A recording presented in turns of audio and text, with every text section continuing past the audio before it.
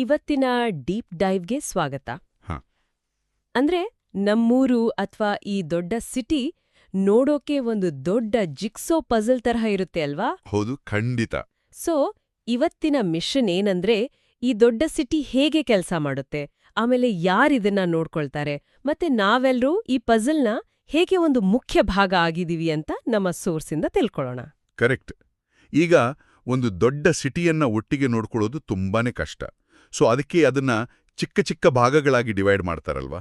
ಹೌದು, ಇಡೀ ನಗರವನ್ನ ವಾರ್ಡ್ಸ್ ಆಗಿ ವಿಂಗಡಿಸ್ತಾರೆ. ಹ. ಅಂದ್ರೆ ಚಿಕ್ಕ ಏರಿಯಾಸ್ ಅಂತ. ಆಮೇಲೆ ಪ್ರತಿಯೊಂದು ವಾರ್ಡ್ಗೆ ಒಬ್ಬ ಎಲೆಕ್ಟೆಡ್ ರೆಪ್ರೆಸೆಂಟೇಟಿವ್ ಇರ್ತಾರೆ. ಓ, ಅಂದ್ರೆ ಲೈಕ್ ಇವರು ಆ ಏರಿಯಾದ ಕ್ಯಾಪ್ಟನ್ ಇದ್ದ ಹಾಗೆ ಅನ್ಬೋದಾ? ಎಕ್ಸಾಕ್ಟ್ಲಿ, ಕ್ಯಾಪ್ಟನ್ ತರಾನೇ. ಮತ್ತೆ ಇವರಿಗೆ ಹೆಲ್ಪ್ ಮಾಡೋಕೆ ವಾರ್ಡ್ ಕಮಿಟಿ ಅಂತ ಕೂಡ ಇರುತ್ತೆ. ಇವರೆಲ್ಲ ಸೇರಿ ಸಿವಿಕ್ ಮ್ಯಾನೇಜ್ಮೆಂಟ್ ಮಾಡ್ತಾರೆ. ಸಿವಿಕ್ ಮ್ಯಾನೇಜ್ಮೆಂಟ್ ಅಂದ್ರೆ ಇವಾಗ ಈ ಟ್ರ್ಯಾಶ್ ಪಿಕಪ್ ಸರಿಯಾಗಿ ಆಗ್ತಿದ್ಯಾ ಅಥವಾ ಲೋಕಲ್ ಕ್ಲಿನಿಕ್ನಲ್ಲಿ ಮೆಡಿಸಿನ್ ಇದೆಯಾ ಅಂತ ನೋಡ್ಕೊಳ್ಳೋದು ತಾನೇ? ಹೌದು, ಅದೇ. ಏನಾದ್ರೂ ಪ್ರಾಬ್ಲಮ್ ಇದ್ರೆ ಅಂದ್ರೆ ಲೈಕ್ ಲೀಕಿ ಪೈಪ್ ಅಥವಾ ಪಾಟ್ ಹೋಲ್ ಇದ್ರೆ ರಿಪೋರ್ಟ್ ಮಾಡೋದು ತುಂಬಾನೇ ಇಂಪಾರ್ಟೆಂಟು. ವಾವ್, ಅವಾಗ ನಾವು ಒಂದು ರೀತಿ ನಮ್ಮ ಊರಿನ ಡಿಟೆಕ್ಟಿವ್ಗಳ ಹಾಗೆ ಕೆಲ್ಸ ಮಾಡ್ತೀವಿ ಅಂತಾಯ್ತು. ಖಂಡಿತ, ನಾವೇ ಡಿಟೆಕ್ಟಿವ್ಸ್ ಆಗ್ಬಿಟ್ಟು ಇಲ್ಲಿ. ಇದನ್ನ ನೋಡಿದ್ರೆ ಒಂದು ದೊಡ್ಡ ಸ್ಕೂಲ್ನ ಬೇರೆ ಬೇರೆ ಕ್ಲಾಸ್ ರೂಮ್ಸ್ ಆಗಿ ಡಿವೈಡ್ ಮಾಡಿ ಪ್ರತಿಯೊಂದಕ್ಕೂ ಒಬ್ಬ ಕ್ಲಾಸ್ ಮಾನಿಟರ್ ಅನ್ನ ಮಾಡಿದ ಹಾಗೆ ಇದೆ. ಆದ್ರೆ ಇಷ್ಟೆಲ್ಲ ಕೆಲ್ಸ ಮಾಡಕ್ಕೆ ದುಡ್ಡೆಲ್ಲಿಂದ ಬರುತ್ತೆ? ಒಳ್ಳೆ ಪ್ರಶ್ನೆ.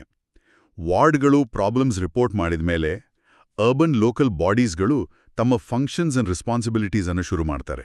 ಅಂದ್ರೆ ಪ್ರತಿದಿನ ನಮಗೆ ಬೇಕಾದ ಸಿವಿಕ್ ಸರ್ವಿಸಸ್ ಕೊಡೋದು ಇವ್ರೇನಾ? ಹೌದು. Garbage collection, waste management, public health ಮತ್ತೆ ವಾಟರ್ ಸಪ್ಲೈ ಇವೆಲ್ಲ ಅವರೇ ನೋಡ್ಕೊಳ್ಳೋದು.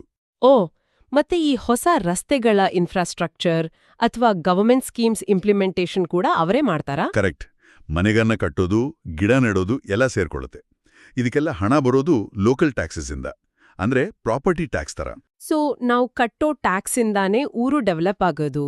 ಹೌದು. ಮತ್ತೆ ತಪ್ಪು ಮಾಡಿದ್ರೆ ಹಾಕೋ ಫೈನ್ಸ್ ಮತ್ತೆ ಪೇಯ್ಡ್ ಸರ್ವಿಸಸ್ ಮೂಲಕ ಕೂಡ ಹಣ ಬರುತ್ತೆ. ಇವಾಗ ರಸ್ತೆ ಮೇಲೆ ಕಸ ಬಿಸಾಕಿದ್ರೆ ಫೈನ್ ಕಟ್ಬೇಕು. ಇದು ಎಲ್ಲರೂ ರೂಲ್ಸ್ ಫಾಲೋ ಮಾಡ್ಲಿ ಅಂತ ತಾನೆ?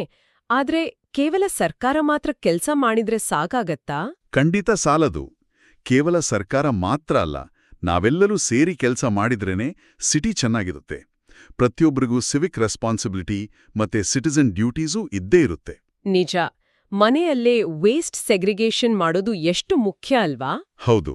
ಹಸಿ ಕಸಕ್ಕೆ ಗ್ರೀನ್ ಬಿನ್ ಮತ್ತೆ ಪ್ಲಾಸ್ಟಿಕ್ ಪೇಪರ್ಗೆ ಬ್ಲೂ ಬಿನ್ ಯೂಸ್ ಮಾಡಬೇಕು. ನಾವೆಲ್ಲ ಅಕ್ಕಪಕ್ಕದವರು ಜೊತೆಯಾಗಿ ಕೆಲಸ ಮಾಡದೆ ಕಮ್ಯುನಿಟಿ ಕೋಆಪರೇಷನ್.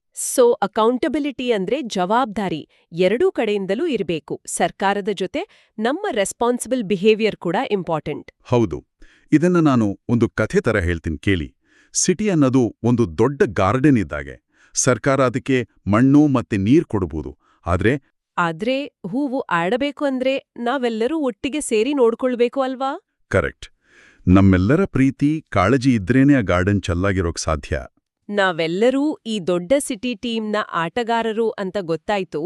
ಪಬ್ಲಿಕ್ ಪಾರ್ಟಿಸಿಪೇಷನ್ ಇಂದಾನೇ ಊರನ್ನ ಕ್ಲೀನಾಗಿಡ್ಬೋದು ಅನ್ನೋದು ಈ ಡೀಪ್ ಡೈವ್ ಇಂದ ನಮಗೆ ಸ್ಪಷ್ಟ ಆಯ್ತು. ಹೌದು. ನಮ್ಮೆಲ್ಲರ ಪಾತ್ರ ತುಂಬಾನೇ ಇದೆ. ನಮ್ಮ ಊರು ನಮ್ಮ ಜವಾಬ್ದಾರಿ. ಖಂಡಿತ.